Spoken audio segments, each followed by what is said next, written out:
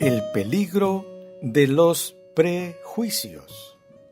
San Juan capítulo 7, versículo 24 dice: No juzguéis según las apariencias, sino juzgad con justo juicio. En la primera reflexión vimos cómo los israelitas tomaron la decisión de ir a la guerra contra sus hermanos de las tribus de Rubén y Gad y a la media tribu de Manasés, porque éstos habían erigido un enorme altar a orillas del Jordán en territorio israelita. Esta peligrosa decisión, como dijimos, la tomaron al calor de sus temores y sospechas, por supuesto, sin consultar a Dios.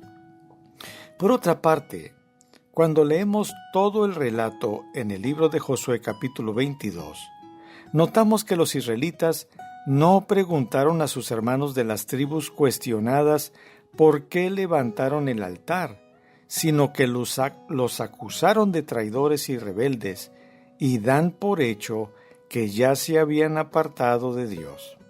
Eso se llama prejuicio, es decir, un juicio a priori, antes de conocer las razones y sin siquiera indagarlas. Pensemos por un momento, ¿hacer una guerra basada en prejuicios? ¿Cuánta gente iría a pelear contra sus hermanos y matarlos, todo por los prejuicios y temores de sus líderes? Pues eso ocurre en todas las guerras, desde las que se dan a nivel individual, familiar, hasta las de las naciones y las grandes potencias, como por ejemplo lo que estamos viendo actualmente entre la OTAN y Rusia.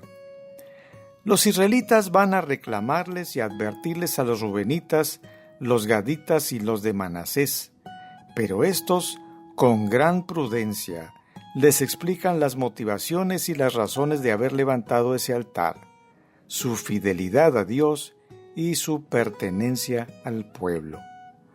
Las tribus cuestionadas les aclaran que no era para hacer sacrificios ni holocaustos como para adorar a otro Dios, sino lo hicieron como testimonio a las nuevas generaciones, para que no los desecharan ni les desconocieran que formaban parte del pueblo de Dios y que Jehová era el Dios a quienes ellos adoraran. Aquí tenemos tremendas lecciones.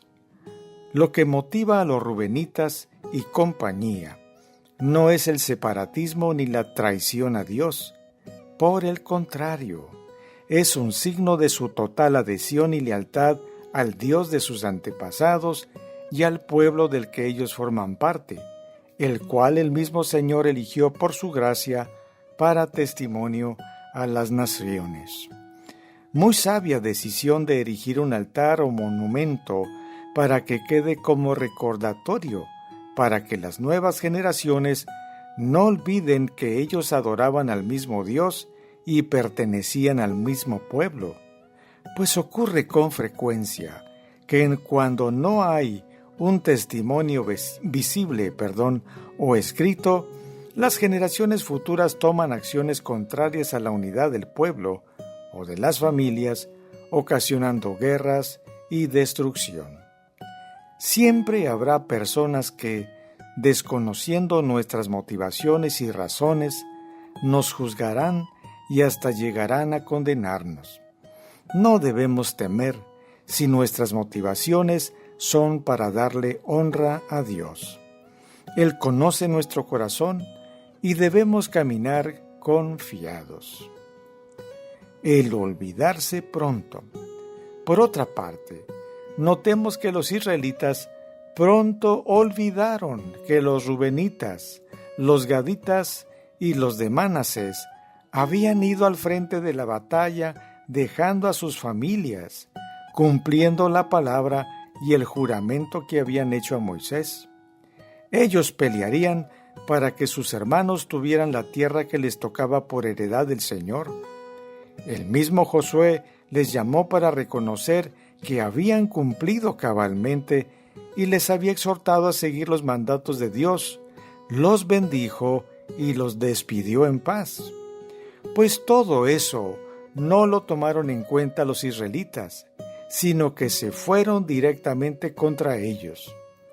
Aquí vemos varias lecciones.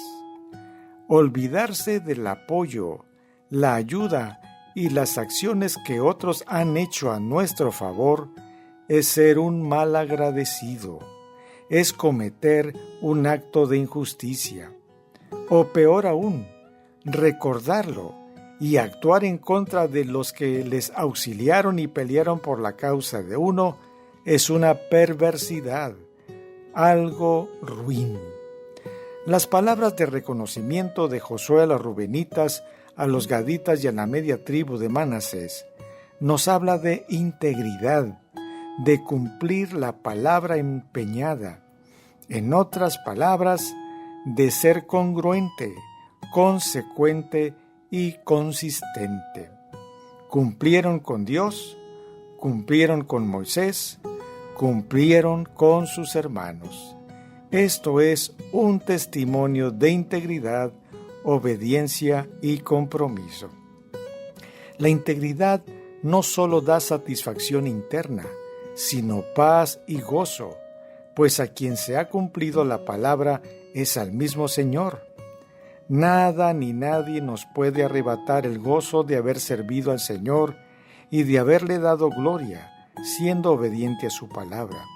Así nos prejuzguen, critiquen o nos hagan la guerra. Pero la otra cosa de gran importancia es que un siervo del Señor, como lo fue Josué, elegido y ungido por Dios, reconoció la integridad de los rubenitas y les dio su bendición.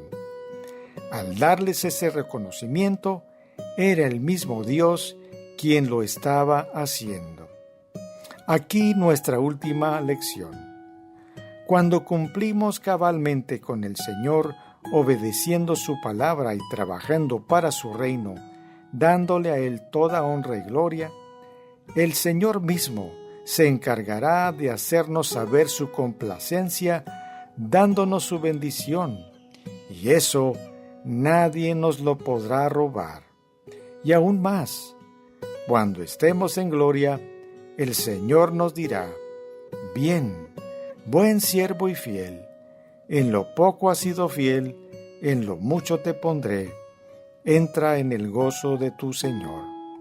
Mateo capítulo 25, versículo 21. Amigo o amiga que me escuchas, ¿eres conocido por ser una persona que cumple sus promesas y compromisos contraídos? ¿Recuerdas siempre con gratitud a aquellos que te brindaron apoyo para que salieras adelante? ¿Estás enfocado en darle la gloria a Dios en todo lo que hagas, aun a costa de ser objeto de críticas condenatorias? Piénsalo. Que el Señor te bendiga. Soy tu amigo el pastor Magdiel Alanís Rangel.